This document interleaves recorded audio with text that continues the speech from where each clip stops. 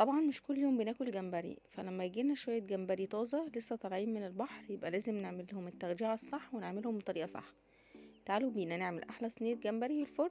بس زي ما اتعودنا ما ننساش نعمل اللايك الحلو، والجديد في القناة ولسه مشتركش يشترك ويفعل الجرس للكل عشان يوصلوا كل جديد عندي. وزي ما اتعودنا هنسمي الله ونصلي على الرسول، اللهم صل وسلم وبارك على سيدنا محمد وعلى آله وصحبه وسلم.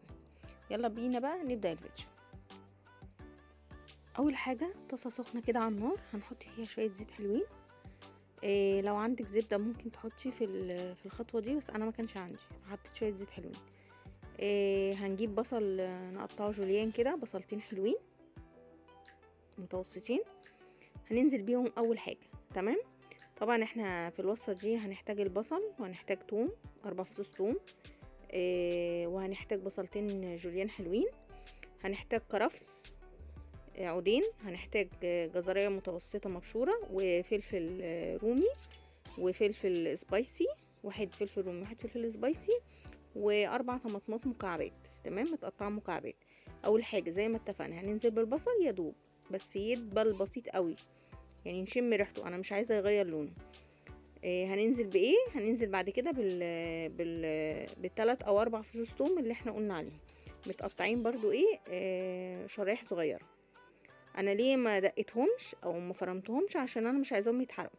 برضو هننزل بيهم يا دوب برضو نشم ريحة التوم مع البصل ونبدأ ننزل باللي بعده. هننزل كل ما ننزل حاجة نشوحها شوية كده وننزل باللي بعديها زي ما انتوا كده شايفين.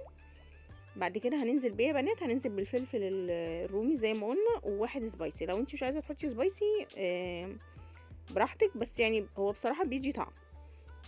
برضه هننزل بيهم وهنشوحهم كده تشويحة حلوة برضه يا دوب. بصوا تقلبتين 3 بس وهننزل باللي بعده. انا كل ده مش عايزة حاجة تغير.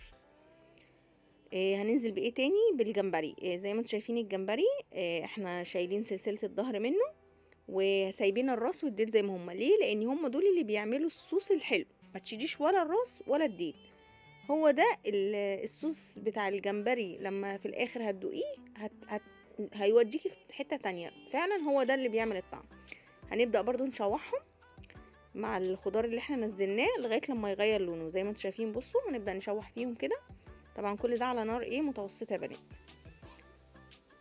هنشوح فيهم وبعد كده ننزل بصوا لونه غير اهو. هنبدأ ننزل بعود الكرفس وشوية والجزرية اللي احنا قلنا عليها، جزرية وسط مبشورة. هنفضل برضو نشوح فيهم كده شوية.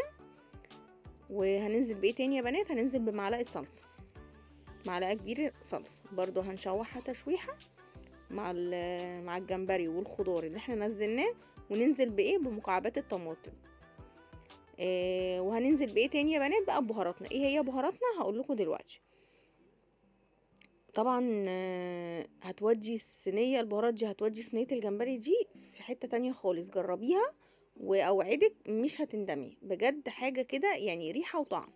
هننزل بقى، هنحط معلقة ملح كبيرة، هنحط معلقة فلفل اسود، لا قبل الفلفل الاسود دي يا بنات معلقة بهارات سمك كبيرة، هتلاقيها عند العطار بتتباع او في اكياس، برضو بتودي الجمبري في حتة تانية. هنحط معلقة كبيرة برضو كزبرة، هكتب لكم كل التوابل دي في صندوق الوصف.